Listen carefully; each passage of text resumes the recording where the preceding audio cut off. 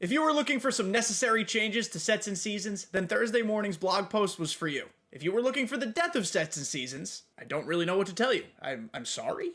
We have a ton of MLB The Show 24 Diamond Dynasty news to get to. SDS chose not to do a feature premiere this week. Instead, they dropped a ton of information in a blog post. So much information that I actually do wish it was a feature premiere. But don't worry, I've got you covered as I always do on this channel. So make sure you are subscribed so you can see everything that ever comes out about MLB The Show right here.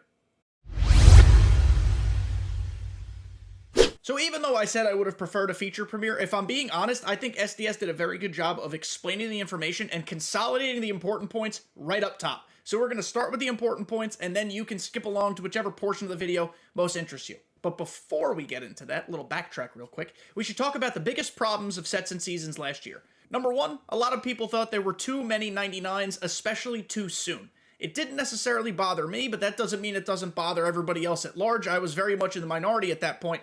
So, too many 99s, number one. Number two, content lulls. Content would drop all the way at the beginning of the set or season, and then you'd get nothing substantial kind of midway through and even towards the end. It really, really sucked. Then there were other problems like sellable versus non-sellable rewards. There were problems with how you had to grind certain things. That was remedied later on, of course. But early on in sets and seasons, you had to grind exactly the way SDS wanted you to. And now, they're completely stripping that part away from the game. They want you to play your way. So Team Affinity is expanding into 3 chapters each season. There will be more ways to earn progress across multiplayer and single-player modes. That is massive. Team Affinity would drop all at once, and then we'd have nothing to do when we were done. I used to be able to finish it, because I have no life, in like 3 days. That's just too fast. Now they're slow-rolling the content. I love that. There will be free Cornerstone Cards, we'll talk about those soon, and starter packs for the players at the start of each season. There will be free weekly packs, there will be fewer high-tier 99s at the start, more wildcard spots. I'm not sold on that either, but it is a change. And seasons are now 12 weeks long, so I actually thought sets and seasons needed to be shorter. I thought they were too long to start, but with the way that they've structured things based on this blog post, I'm okay with what they're going to talk about with 12 weeks long, and we'll get into all of that in a second. So basically what's happened is that SDS has removed sets from the equation. Sets no longer truly kind of really exist. It's a little bit confusing because on the outside, at first glance, you might think sets are still there, but they're actually not. Really, we're just season by season Diamond Dynasty, with the exception of those couple wildcards. Each contained season is going to be contained. That means you cannot carry cards over from one to the other, except if you wildcard them. Kind of like how you used to be able to use a card in set 1 and set 2 until it was gone in set 3. Now it's just season 1, sets are gone. You can use it in season 1, and if you want to use it in season 2, you gotta wildcard it. And things will progress within that contained season. So the max overall card you're going to be able to get early in season 1 is a 91. Maybe outside of the live collection. I don't know if they really specified what that will be. I assume that's got to be a 99. But otherwise, it's just 91 overall at launch, and you're going to have to work your way up as that 12-week series progresses. I love this. Listen, I've been a fan of sets and seasons from the start in concept. It never quite hit its potential last year. This could be the best of sets and seasons without sets. This could be the best of seasons. Because part of the interesting part of MLB The Show, when done correctly, is team building. I feel like it's been a little while since we've had really great and interpretive team building.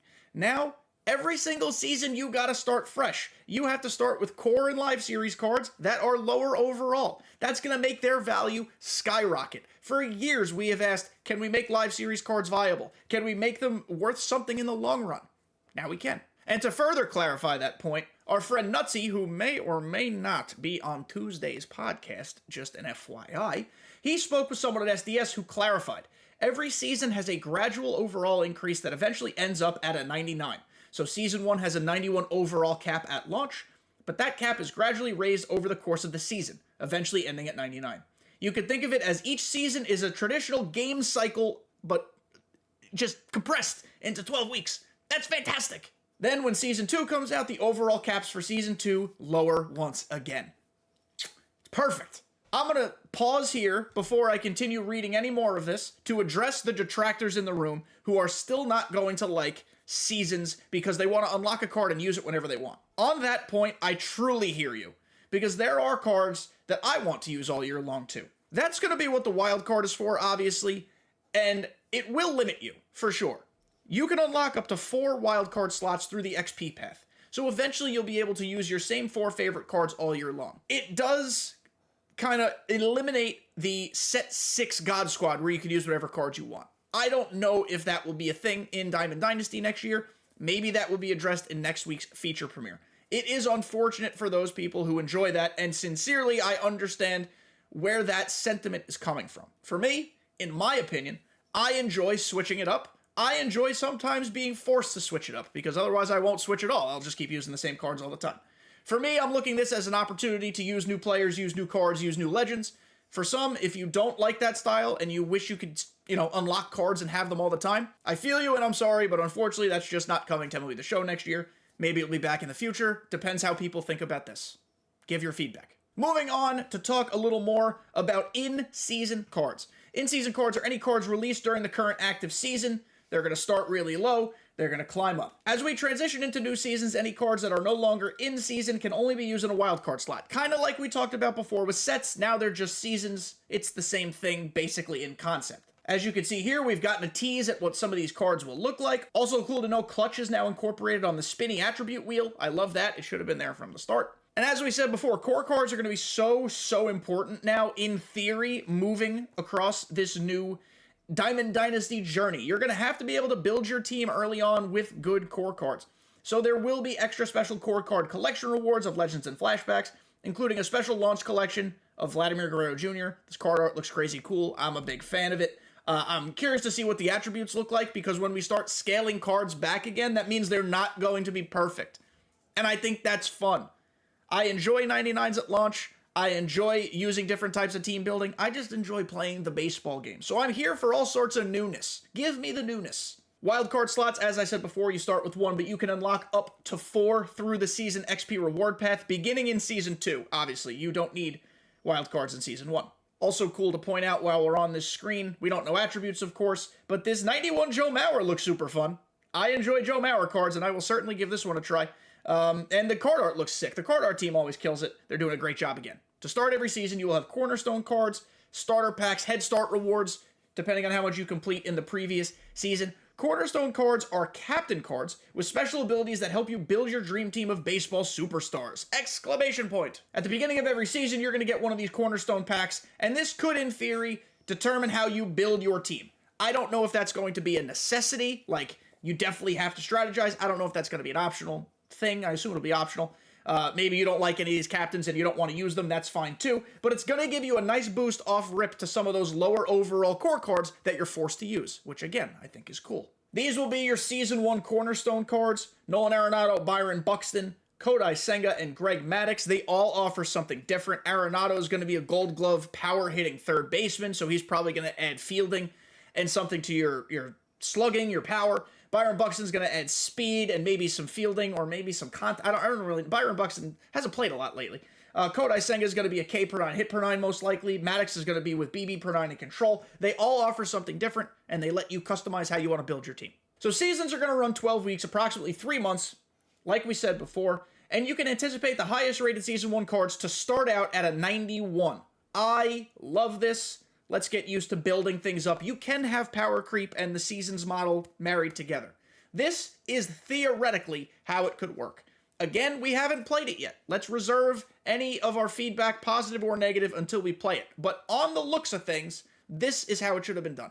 I also love this sentence, and I want to point this one out. Those with a sharp eye may notice this will result in a much smaller amount of high-rated diamonds at launch. We heard our fans on this topic. They might not listen all the time, but they do listen. And this is a thing that people heard a lot about. I mentioned it before. A lot of people did not like that there were too many 99s. They heard it. They adjusted. Before I said I wasn't sure if the live series was a 99 or not. The live series is going to be a 99 core reward. There you go. So you could start every single season out with a 99 once you unlock that card. That's going to be huge. That's going to prolong the longevity of that collection card. A lot of people got Derek Jeter, used them for a month, and didn't use them again. Ditto for Sosa and maybe less of McGuire. But now if you're starting a new season only with like 81s, free 99 to use. Unlock it early. I also like that they've rebranded Grind 99 to Play to 99. It doesn't quite roll off the tongue the same way, but you're going to want to earn your way to a 99. You're not just going to be able to gift it a 99 team right off jump. I think that's different. I think that's fun. There will be free packs weekly in the show shop. There will be more sellable rewards. I'm very curious to see how this works. BR now is going to be 10-0 to go flawless, which, in my opinion, stinks for me because I had just gotten good at going 12-0. So now going 10-0 theoretically will be easier. But it also says that flawless rewards will start at 10-0. A lot of people have been hung up on this word start because in theory that means there could be 11-0, 12-0, 15-0 rewards. Maybe it goes on forever. I don't know. That I'm super curious to see. Also, events now last 2 weeks, which is something I've been clamoring for a while. I made a video on it months ago about how events in MLB The Show in their current format simply don't work. They're too rushed. They're too inconsistent. Sometimes it feels like you have to scramble to do every single thing in this game. But what I appreciate that SDS seems to be trying to do this year is that they're slow playing everything. Team Affinity is coming out in stages. Storylines coming out in pieces. 12 weeks of a season. Everything is slow. 2 weeks of an event is the perfect amount of time to play a couple games here, go focus on something else. Play a couple games, go focus on something else. You don't need to speed run it, and I think that's incredible. Another thing I wanted to point out here, we're all kind of confused in the community as to what this pack right here could be. It says the Millionaire Pack. A lot of people are surmising that this could be similar to what Madden does with stub voucher packs. It says Millionaire on it. You're clearly not opening this and getting 1,000,000 stubs. That would be absurd. But maybe there's a range of 5,000 stubs to 100,000 stubs, and it's like a lottery. However you get lucky, that's what you get. I'm curious to see what that looks like. I think it's very clearly a stub pack because there's literally a stub icon on it. But I don't know. No confirmation yet. New legend Brian Dozier is, for some reason, the headline here of more Team Affinity than ever before. Chapter 1 of Team Affinity is going to come out at launch. Then mid-April will be the next chapter, and May will be the third and final chapter for Season 1. Our fans can expect 30 new player cards, one from each MLB team, with each chapter.